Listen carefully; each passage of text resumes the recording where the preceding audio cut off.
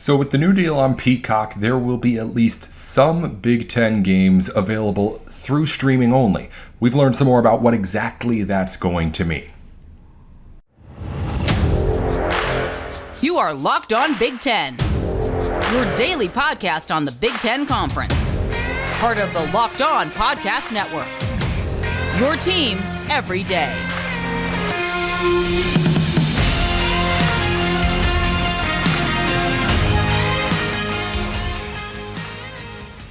Hey, welcome on into Locked On Big Ten. I'm your host, Nate Dickinson. Coming up on the show today, we've got to look at what exactly the streaming side of the Big Ten's new media rights deal is going to look like. Fans, of course, concerned about how they're going to watch their games after it was announced that at least some of the Big Ten schedule in both basketball and football will be available online only. We'll get into exactly what we know about some of the most recent news as we continue to learn more and more about what this Big Ten media rights deal looks like. Before we get to any of that, though, of course, thank you for making Locked On Big Ten your first listen every single weekday. We're here every day to get you everything you need to know on what's going on around the conference. Let's dive right into the biggest news from the day around the Big Ten. We're going to get into some reporting from The Athletic later on about that rights deal and what Peacock is going to play in the roles there. But first, some other news involving the media rights deal in the Big Ten. According to reporting out as of yesterday, I believe, the Notre Dame money is apparently already written into the Big Ten media contract. Now, of course, the Big Ten adding Notre Dame would be a huge thing. So the Big Ten had to put this kind of a stipulation in there, right? Like, if you're adding the Notre Dame Fighting Irish, then all of a sudden, what happens to the Notre Dame football contract? What happens to the Big Ten media rights contract? All of that pushed together would be obviously a steal for the networks if it was just with the current deal. I don't know if you can call anything a steal when you get into the $7-8 billion range, but I guess in the context of what we're talking about here, it could be a steal. Instead, the Big Ten protects itself, has it written in. We don't know the terms, of course, but there is some sort of clause or exception or whatever it is you want to call it, saying that if Notre Dame joins, Big Ten's going to get more money. That's simply all it is. We said before, if the Big Ten adds any more schools, it would mean more money for the conference. There's apparently some sort of writing in there that has specific money for if Notre Dame specifically would come to the Big Ten. So that's just a little bit of foresight going out again with this media rights deal through 2029. What does it mean for the future of the Big Ten? They're trying to protect themselves here by making sure that they're able to get their money if more money is available to be had on the table. Not a huge kind of breaking news kind of thing. Again, it's not really something that I think is a surprise, but knowing that this is in there, I think, one, not only puts you in a position where you could go to Notre Dame and say, hey, let's get you in here, but also it has, I guess, it's setting up the pieces, right? If NBC wants Notre Dame to be a Big Ten school, I don't know, off just thinking of it for a moment, if that's good or bad for that network, but right now, you have all of Notre Dame, you have the Big Ten share of your deal. If you're NBC, you're looking pretty good at the moment, and the idea of adding Notre Dame into the Big Ten Conference, of course, just means more money for the conference, so I'm all for it.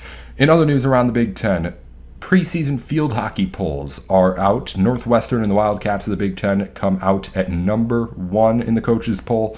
4 Big Ten teams in the top 5. Michigan number 3, Maryland number 4, and Iowa number 5. Also, a couple of NIL deals being made across different schools in the Big Ten. First off, the Ann Arbor NIL allows fans to actually contribute to NIL efforts. This is a deal for Michigan football players, and the money that goes into there will actually be sent to actual players here. So plenty of schools have done this already. Michigan jumping in and saying, hey, if you're a fan who wants to support this roster, you can add money to this NIL fund and it'll be distributed among the players. I believe it may only be football, but I'm not 100% sure exactly how that stuff gets divided there. Anywho, Elsewhere, Illinois announces their official NIL marketplace for student athletes. This is a little bit different. This isn't something where the marketplace is actually giving money to athletes. Instead, it's really more of like a job search site where people who are looking to sponsor Illinois athletes can get on and try and contact them. Athletes can find potential sponsors. A good way to help them make money. But as far as the actual dollars, there's none in the Illinois side of things. The Michigan one is where fans can actually go and donate themselves. Again, a platform on Illinois side just to find NIL deals, not anything on the Ann Arbor side. The Illinois side of it, they're claiming that this is to make sure that everything is done within the actual rules. If they have to, or if they do get a potential deal, they have to, of course, follow everything. So the university's trying to prevent any accidental breaking of whatever the NCAA rules are now. I'm not 100% sure what it is that they could do if they wanted to. Indiana basketball's Xavier Johnson pled guilty earlier this week to reckless driving. It was a felony charge of resisting law enforcement, dismissed as well. Misdemeanor, of course, a reckless driving charge. I'm not sure what it means for the future of him with Indiana basketball. I mean, he's still on the team. We'll see what ends up happening as the season grows closer. It's weird when this kind of stuff happens in the offseason because it just feels weird saying, okay, you're suspended for a game or two in November. But we'll see if anything more comes out of that. But that's just the latest from a story that happened a couple of months ago, the actual incident itself. 5 Big Ten quarterbacks were named to the Manning Award watch list. It claims, in just my looking up, it's a QB award, of course, the Manning Award, that is the only award of its kind to factor in bowl game performances, according to its website. The 5 Big Ten quarterbacks, Sean Clifford, Talia Tungavailoa, Aiden O'Connell, C.J. Stroud, who was a finalist for this award last season, and Peyton Thorne. So an idea of at least what the Manning Award Committee thinks the best quarterbacks in the Big Ten could be.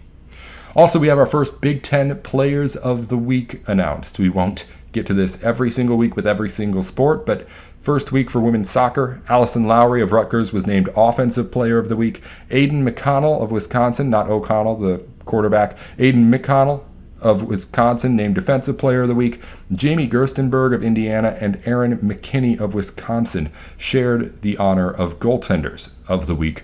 Again, the first Big Ten Players of the Week in any sport this season. Big Ten sports are back. We are back right after this as well, breaking down exactly what the Peacock side of this deal between the Big Ten and all these networks means. It'll be 8 games every season that are going to be streaming only for the football season at least, and a whole lot more on basketball side. We'll get to all of that right here on Locked On Big Ten. Before we do any of that, though, it can happen so easily. You're out with your friends or coworkers, you're putting back a few drinks, a few becomes a few too many. It's time to go, and you think of calling for a ride, but you're a good driver. You live nearby, you can make it home okay. What are the odds you get pulled over? What are the odds that anything worse could happen? You can lose your license, lose your job, maybe even take somebody's life too.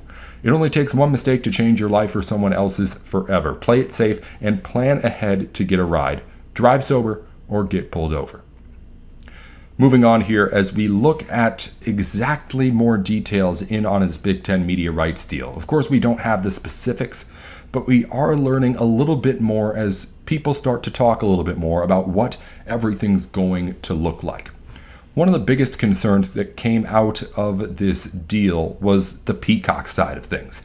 8 games every season on the Big Ten football schedule, and a whole lot more on basketball, which we'll get to in a moment, going to be streaming only, which is a first for major college sports. The NFL has had an Amazon-only game a couple of times, I believe. I don't know if they've ever been streaming, but again, their Thursday night thing they're experimenting with. But now NBC is saying it's going to get in with the football too, and has reserved 8 games every year that's going to be streaming on Peacock exclusively. Now, to be clear, the actual games that are going to be on NBC will be streamed through Peacock as well. So if you're looking for just watching Big Ten football, it may not be all that detrimental to you to pay for the Peacock if you're trying to get everything. But again, Peacock, which is varying from $5 to $10 per month, depending on what exact plan you want to get, that is going to be the only option to, again, watch 8 Big Ten football games every single season once this media rights deal gets going. So the question came out from fans, of course, how do we know what games are going there? What are we supposed to do if we don't have Peacock? Do we just have to buy it? And some of those questions got answered in reporting by The Athletic earlier this week. We learned, of course, last week that the 8 games were going to be on Peacock. But then earlier this week, reporting and an interview with NBC's Rick Cordella came out and had a little bit more of the mindset that NBC has going through things. So how things are going to work is that NBC will draft its games alongside the other networks. We knew this is how this worked. Big Ten has now Fox, NBC, and CBS who are going to do kind of a fantasy draft to decide which network gets which games throughout the season. Fox is going to have the first pick. Fox is going to take Michigan and Ohio State. They always have. They will continue to unless for some reason that rivalry stops mattering. What happens next, I don't know if it's NBC or Fox, but they'll go through and pick every single Big Ten game. And then, at least as far as I can see, there's nothing saying that NBC won't have full control over what games they put where. Now, it was made clear on the article again that this is something that isn't quite set in stone or really solid on either side. We weren't able to decipher exactly who has the final say on this. So, for the most part, though, it was made clear that NBC is going to be making the decisions as to which games end up on that Saturday primetime slot and which ones end up being Peacock only at different times throughout the day. So if NBC is choosing what it puts where will it put what games? It was made very clear that while the first instinct may be to say, okay, the worst games will end up on streaming only, that may not be the case according to what NBC wants to do here. Reporting throughout from Cordella mentioned that he's trying to legitimately grow the Peacock service here. So while the best games are still going to be on TV, and I don't think that ever changes, there is a kind of middle tier game that I think would normally be an easy, let's put it straight to TV, that NBC may be thinking, well, maybe we can use this to try and grow the Peacock platform a little bit more. Because they are really trying to grow that hard. That was one of the biggest takeaways that I got when reading here, was that NBC is really obviously invested in making this thing big.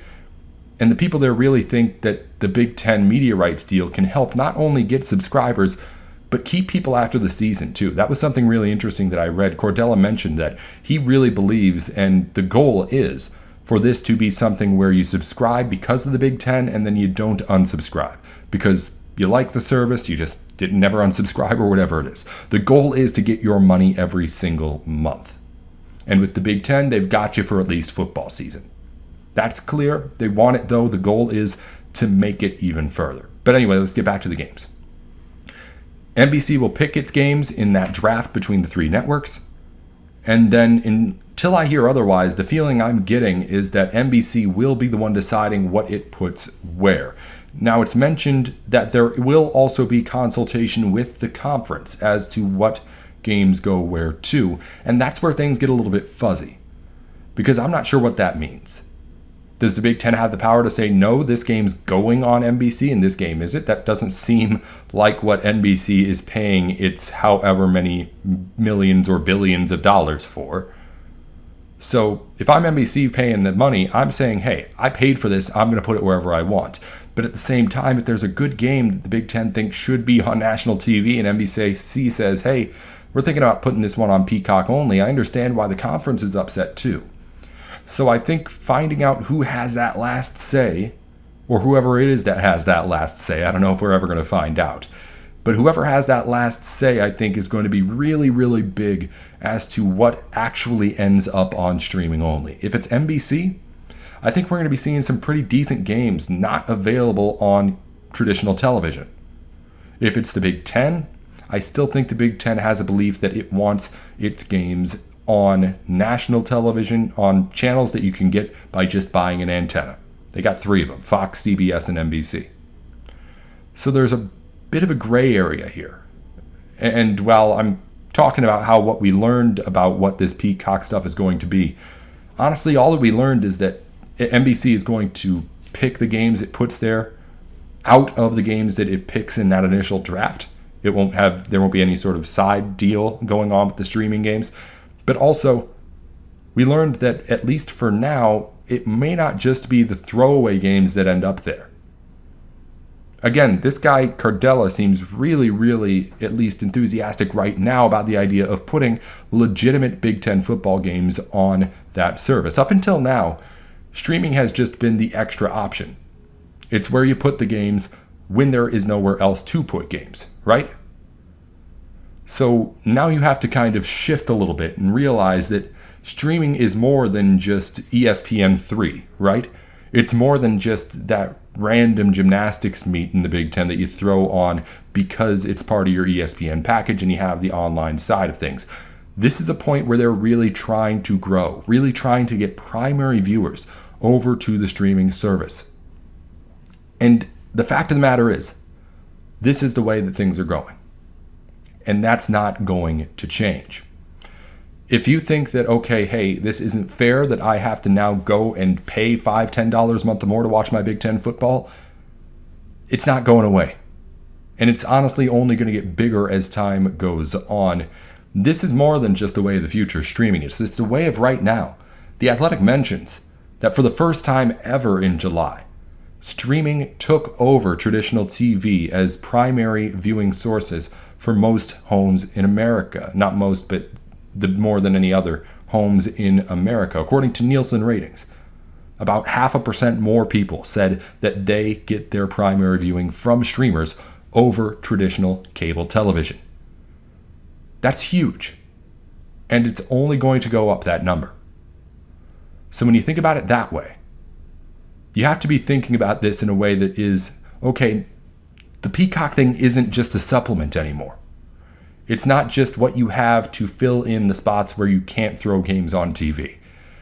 They said, hey, we're going to put these games on Peacock exclusively, not because we're trying to get as many games as possible out there, but because we really believe that Peacock can be the way to go for the future for NBC viewers. I think that's what they want. They want you paying your $5, $10 a month, maybe even more than they want you watching the actual linear TV, just because there's more of a market share there for them. There's more of an ability for them to take in more money. Again, I'm not trying to get into specifics of how TV works. I don't know how all of this stuff works, to be very honest. But the point is that football is going to streaming. And live sports is going to be one of the last things to go to streaming officially, I think.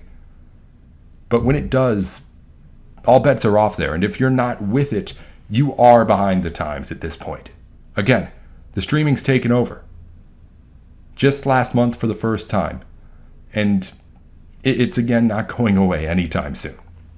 On the basketball side of things, by the way, Illinois' AD Josh Whitman, I had it down, I knew I had it now.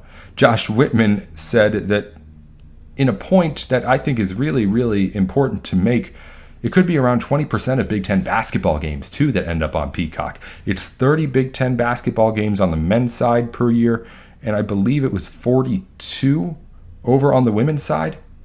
That's a whole lot of basketball that's going to end up on streaming only, too. So when we get to that part of the season, that's when people are going to be really feeling the hit, I think. Because when you're thinking about a football game, 8 games throughout the course of a season where you have 14 teams over the course of 13 weeks, let's call it 14 teams over the course of 8 or 9 weeks if you're only talking about the Big Ten games. But throughout the course of a whole season, if you're a fan, that's 14 teams, 12 weeks of football.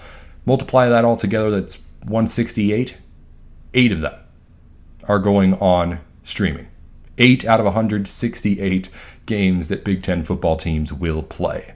So when you think about it that way, odds of you actually having to watch one of those games online are smaller, probably bigger if you're not as good of a team.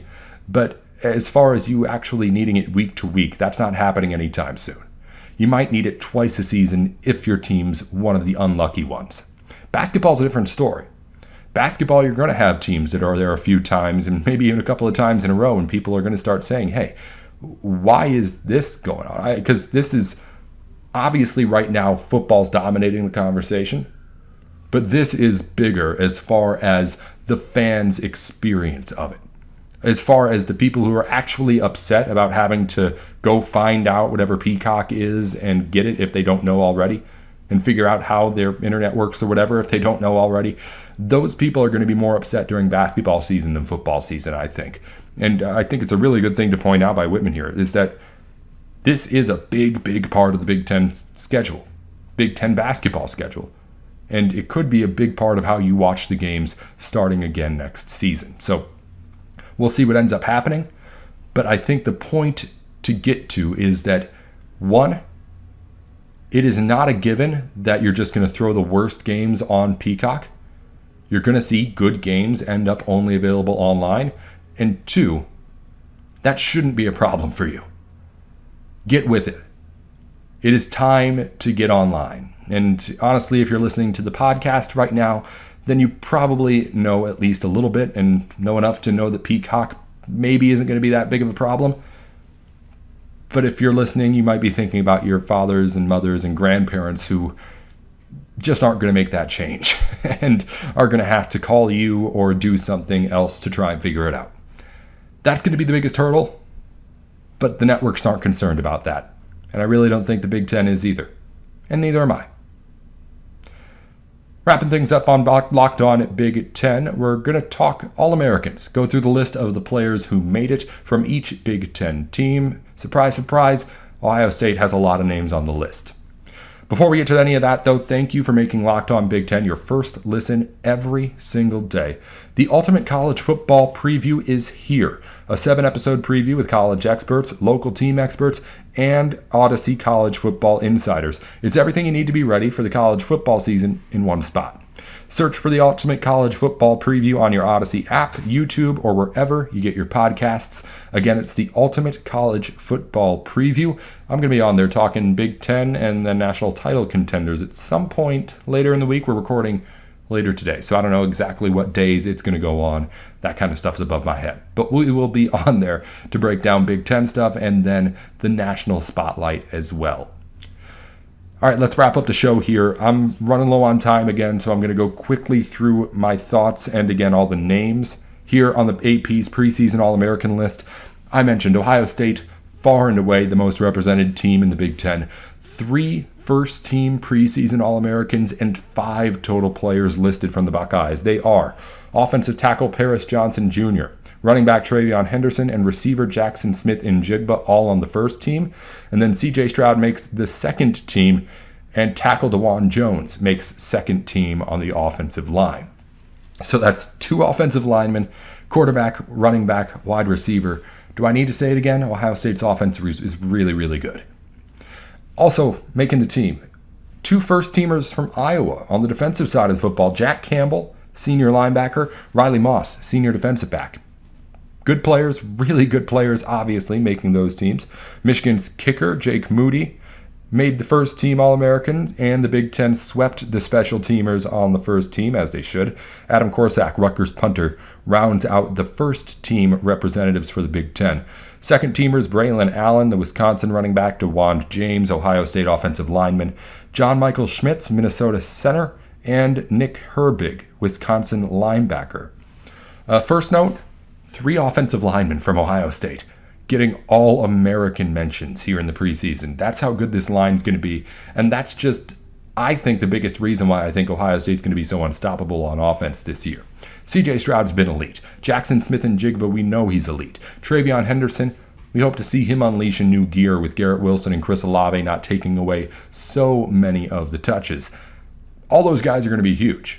The offensive line is what's another level, and that is going to be a really, really tough task for a lot of Big Ten defenses that lost some of those All-American caliber players who might have been able to get through. So Ohio State's really good. I try to stop talking about it again when I realize that I just keep talking about how good they are.